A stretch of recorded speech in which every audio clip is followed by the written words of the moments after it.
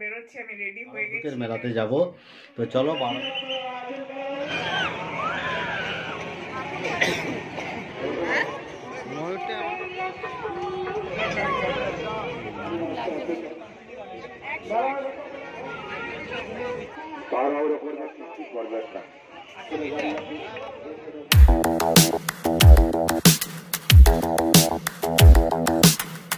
Good evening.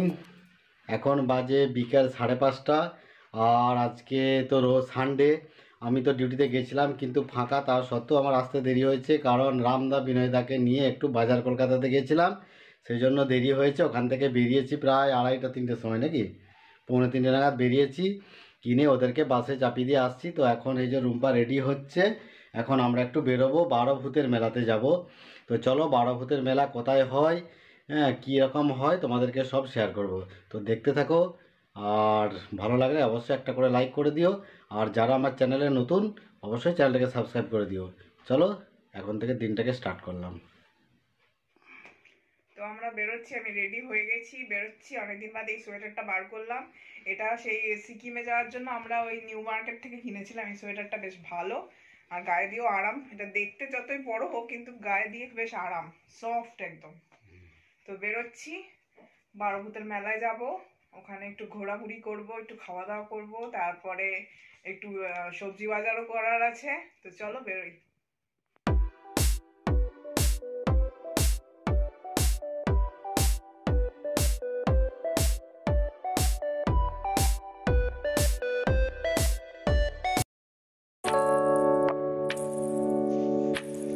তো আমরা 12 ভূতের মেলায় ঢুকে গেছি। এই যে অপোজিটে দেখছো, এই পাশে মেলা, বাদিকটায় মেলা, আর ডান দিকে ঠাকুরগুলো রয়েছে। 10টা ঠাকুর আছে, 10 অবতার।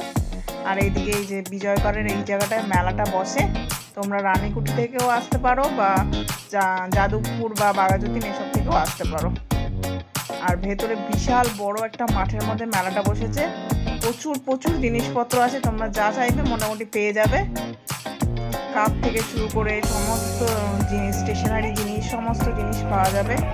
আর ভেতরে খাবারেরও প্রচুর দোকান আছে। এই যে জিলাপি ভাজছে। তো তোমরা অবশ্যই আসবে। তো চলো দেখি আর কি কি আছে। তো বিভিন্ন ধরনের মেয়েদের প্রসাধনী দ্রব্য, অনেক কিছু আছে, বাচ্চাদের খেলনা, নাগরদোলা, বিভিন্ন রাইড আছে, তোমার নাগরদোলা সব কিছুই বসেছে। আর বিভিন্ন ধরনের খাবার, পিঠা, তারপরে ফাস্টফুড সমস্ত কিছুই পাওয়া যাবে একটা মাঠের মধ্যেই। আর প্রচুর দোকান, বিশেষ করে এই যে কাপ প্লেট, তারপরে হাঁড়ি কড়াই, এইসবের দোকান প্রচুর এসেছে। নতুনত্ব একদম, মানে আগের বছর দেখেছিলাম, আগের বছর দেখিনি, তার আগের বছরও দেখেছিলাম, কিন্তু এত দোকান এরকমভাবে দেখিনি। আর এই বছর প্রচুর পরিমাণে এসেছে। তো এই মেলাটা তোমার 23শে জানুয়ারি পর্যন্ত হবে। আজকে 22 তারিখ, কালকে শেষ দিন, মানে কাল থেকে গোটাতে শুরু করে দেবে। ওই 24-25 পর্যন্ত থেকেই যায়, অনেকে ঘুরতেও আসে, কিন্তু সেইভাবে আর হয়, মানে সেইভাবে আর হয় না। আর আমরা রেকর্ডিং করতে বাধ্য হচ্ছি কারণ এখানে মাইকে গান বাজছে, যে কোনো সময় কপিরাইট দিয়ে দিতে পারে, সেই জন্য আমরা একটু রেকর্ডিংটা করে নিচ্ছি। তো চলো ঘুরে দেখো, তোমাদেরকেও আমরাও ঘুরে দেখি, তোমাদেরকেও ঘুরে দেখাই। আর ভালো লাগলে অবশ্যই একটা করে লাইক কমেন্ট করে দিও, আর চ্যানেলটা অবশ্যই সাবস্ক্রাইব করে দিও। চলো ঘুরে দেখতে থাকো।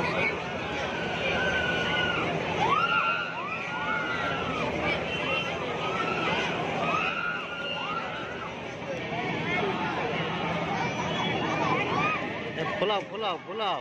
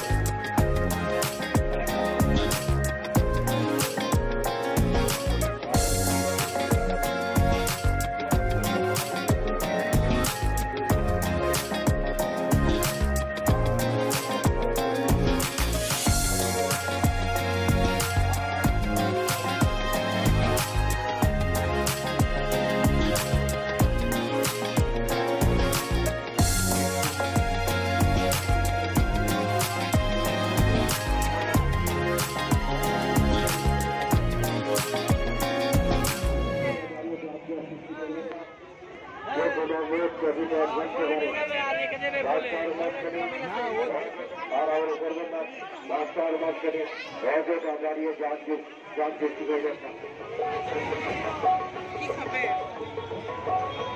বন্ধুরা, বারোভূত সমতলের যে সপ্তাহব্যাপী বিরাট মেলার আয়োজন করেন তাদেরকে জানাই বারোভূত মেলা কমিটির পক্ষ থেকে সাদর আমন্ত্রণ। আমাদের মেলা 23শে জানুয়ারি পর্যন্ত চলবে। একবারে টাকাটা দেখেও না, একবারে তোকে বলে দিয়েছি না আসলে কোনো বসে, ও নিজেও বলে দিয়েছে, লাভই আছে এতে।